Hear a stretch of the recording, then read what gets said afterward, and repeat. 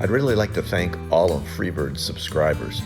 We really enjoy reading your comments and answering your questions. Today I'd like to answer some of the questions we've received by putting together this video of our pre-departure engine checks that we go through. First, we're going to head down into the lazarette and check out the port systems, look at the Raycor filter, as well as check for any leaks around the hydraulic swim platform pump and connections. Then we'll head over to the starboard side, check the Raycor filter on that side, and also the air conditioning strainer access, and make sure that that's clear for us. Please subscribe and come along for the ride.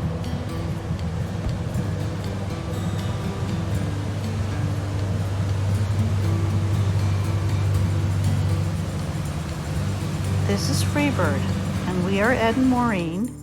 We hope you will enjoy following us as we travel on the Great Loop. These are the Raycor vacuum gauges that show you how much vacuum is increased as the filter gets plugged. You can see by the first red needle right down next to the black needle that these are in great shape. We've been really lucky and never really have gotten a bad batch of fuel. I do change these annually though. Every year we'll be doing it again here soon because we're getting to the boating season again, just to avoid any kind of issues. And a little better look at that bowl I was telling you about that you look for water is right there. You can see it's nice and clear down at the bottom. There's no water bubbles.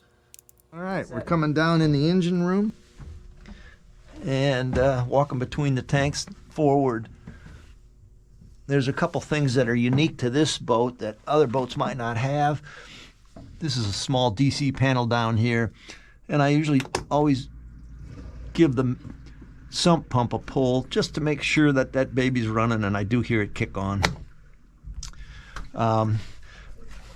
Some people like to put a lot of this absorbent material down in their bilge, and I don't do that as much, and my reasoning is that if you did get a bunch of water coming in, a hose crack, a main hose, that can float down and plug your bilge pump. So you do notice I have one on each side right under where I check the oil. That way if I drip a little bit of oil when I'm checking the oil, it's absorbed right away. But I will oftentimes remove those on long trips and just put them there while I'm checking the oil. Just something to think about because I know people have run into it. So getting on with our checks. All right, so we're going to look at this may be difficult for you guys to see, but these are the strainers. You always want to check to make sure your strainers look clear. And as you can see, that one's perfectly clear. Sometimes even sitting in a marina at the wintertime like we are now, you can pull in leaves that have floated and stuff. If you're anchored in a cove, if it's shallow, this boat draws almost 5 feet of water. So if the water's 6 or 7 feet, the bottom's not that far away, and you can pull stuff in. So I check these every time before we leave. Then everybody knows how to check oil, but I'll just do it on one of them here. We'll wipe that off. Diesel oil is always nice and black. And this baby is right up to the top of the line, so we're in good shape.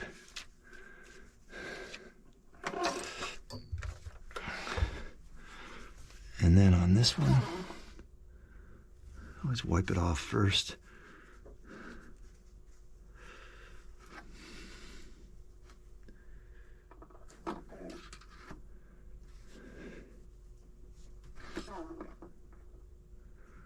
Yeah, right up to the top, looking good. All right, now the transmissions on this boat, we'll do this one. The transmissions normally are checked. I'm going to move this pad over here. In neutral once they're warmed up. So this check is just to make sure that we have oil. Another thing I'm looking for As you can see here, it's perfectly clear, and it shows way over full, but that's because nothing's down in the transmission worrying around. One of the things you're looking for here is the color on both the engine oil and especially these transmissions.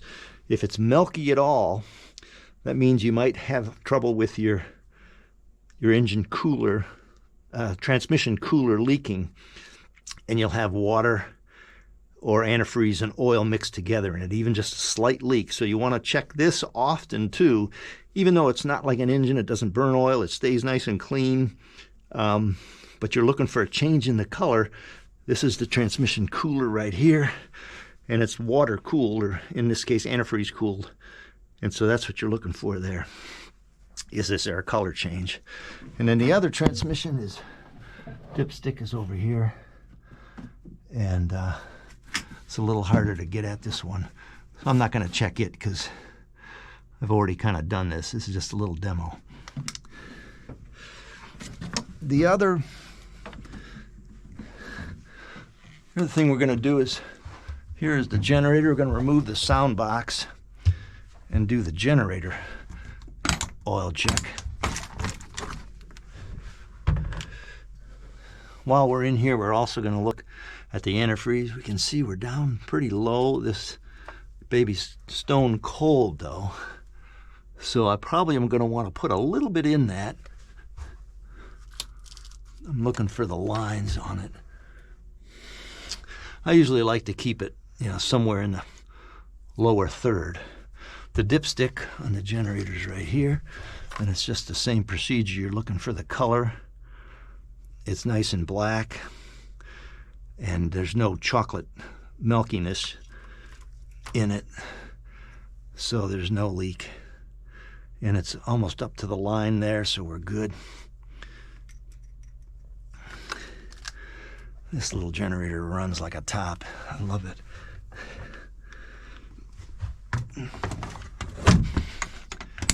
And the antifreeze on the engine are a pretty easy check.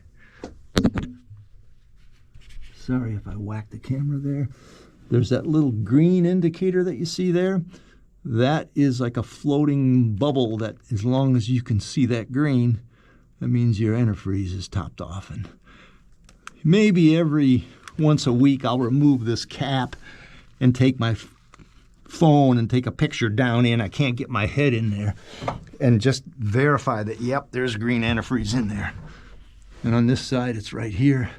That one you can see it's not quite up all the way.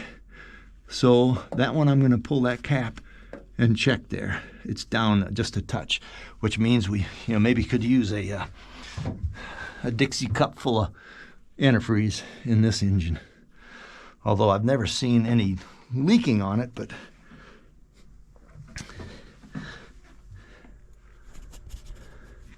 one last thing that I didn't check when we were here is on the air conditioning strainer is back here, and that one needs to be cleaned out a little bit. That thing runs way more because it's used for heat and air conditioning, and it's farther to the back of the boat, and looks like it's got some algae growing in it, so I'll be cleaning that one here in a minute.